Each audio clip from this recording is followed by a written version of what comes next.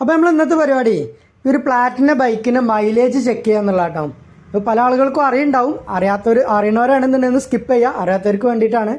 അപ്പോൾ ഒരു കുപ്പി MC-യിൽ ചെറിയൊരു പൈപ്പ്, അങ്ങനെ നമ്മൾ കുപ്പിൻ്റെ മൂടി, നമ്മളൊരു ടിലോൻ്റെ കുപ്പി എടുത്തിട്ടുള്ളത് ഇതേപോലെ ഒരു ഹോൾസ് ഇട്ട് കൊടുത്തു.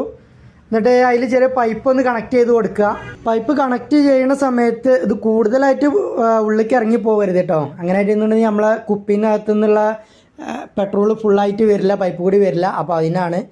അപ്പോൾ അങ്ങനെ കറക്റ്റായിട്ട് ആ മൂടിൻ്റെ ഒപ്പാക്കി വെച്ച് കൊടുത്തിട്ട് MC-യിൽ ഇട്ടിട്ട് നല്ലോണം സെറ്റ് ചെയ്യുക കേട്ടോ.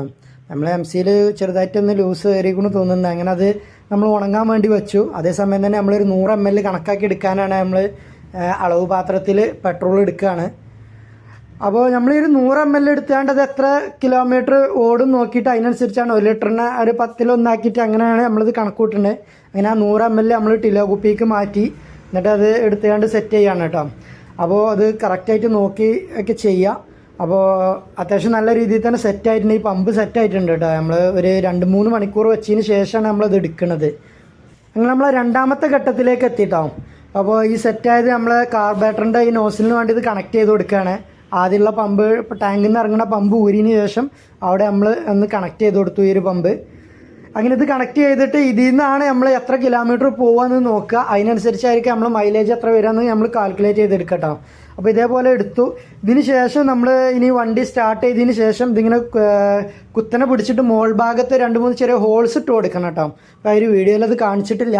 അങ്ങനെ ഹോൾസ് ഇട്ട് കൊടുത്താലാണ് ഇതിലെ എണ്ണ എയർ മുകളിൽ നിന്ന് വരുമ്പോൾ എണ്ണ പ്രോപ്പറായിട്ട് ഇറങ്ങുള്ളൂ. അങ്ങനെ നമ്മൾ റണ്ണിങ് തുടങ്ങി. ഏകദേശം ഒരു 2-3 കിലോമീറ്ററൊക്കെ ആയി. അപ്പോൾ ഇങ്ങനെ റൺ ചെയ്തുകൊണ്ടിരിക്കുകയാണ്. 3 കിലോമീറ്ററോളം ആയി. അപ്പോൾ ഇങ്ങനെ റണ്ണിങ്ങിലാണ് കേട്ടോ. അപ്പോൾ ഏകദേശം എത്ര വരെ പോകും നോക്കാം നമുക്ക്. നമ്മുടെ ദൗത്യം തുടർന്നുകൊണ്ടിരിക്കുകയാണ്. നമ്മൾ റണ്ണിങ്ങിൽ തന്നെയാണ്, വണ്ടി നിർത്തിയിട്ടില്ല. ഏകദേശം ഇപ്പോൾ 3 കിലോമീറ്ററൊക്കെ കഴിഞ്ഞു കേട്ടോ.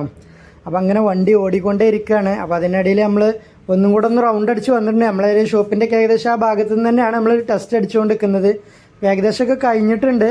പിന്നീട് ആ പമ്പിലെ എണ്ണയൊക്കെ പാടുണ്ട്. ഏകദേശം ഇനി ഒരു 1 കിലോമീറ്ററൊക്കെ പോകാനുള്ള എണ്ണയും കൂടെ ഇതിലുണ്ട് തോന്നുന്നു. ഏതായാലും അങ്ങനെ റണ്ണിങ്ങിൽ തന്നെയാണ്. ഏകദേശം 4 കിലോമീറ്ററും 900 മീറ്ററും ആയിട്ടുണ്ട്. അപ്പോൾ കുപ്പിയിലുള്ള എണ്ണ ഫുള്ള് കഴിഞ്ഞു. ഇനി പമ്പിലുള്ള കുറച്ച് എണ്ണയും കൂടിയേ ഉള്ളൂ കേട്ടോ. അതിനി എനിക്ക് തോന്നുന്നു ഏകദേശം ഒരു 400 മീറ്ററൊക്കെ പോവുള്ളൂ. അപ്പോൾ നമ്മൾ ഒരു അവസാനത്തെ എണ്ണയും വെച്ച് പോയി. അത് കഴിഞ്ഞു കേട്ടോ. ഏകദേശം 500 മീറ്റർ വരെ നമുക്ക് കിട്ടി. അങ്ങനെ അത് ഒഴിവാക്കി നമ്മൾ ടാങ്കിൻ്റെ എണ്ണ തന്നെ റീസെറ്റ് ചെയ്ത് കൊടുത്തു. കാരണം നമുക്ക് അവിടുന്ന് വീണ്ടും നമുക്ക് തിരിച്ചു വരാനുള്ളത് കേട്ടോ. അപ്പോൾ കറക്റ്റ് നമുക്കിപ്പോൾ വന്നിട്ടുള്ളത് 5.5 കിലോമീറ്ററാണ്. അപ്പോൾ അതിനർത്ഥം നമ്മൾ 1 ലിറ്റർക്ക് കൂട്ടി നോക്കുമ്പോൾ ഏകദേശം 55 കിലോമീറ്ററാണ് നമുക്ക് മൈലേജ് കാണിക്കുന്നത് കേട്ടോ. അപ്പോൾ ഇതേപോലെ ആർക്കെങ്കിലൊക്കെ ചെക്ക് ചെയ്യണമെന്നുണ്ടെങ്കിൽ ചെക്ക് ചെയ്ത് നോക്കുക. അപ്പോൾ അടുത്തൊരു വീഡിയോയിൽ അടുത്തൊരു ടിപ്സായിട്ട് വരാം. അതുവരേക്കും സ്റ്റേ ട്യൂൺ.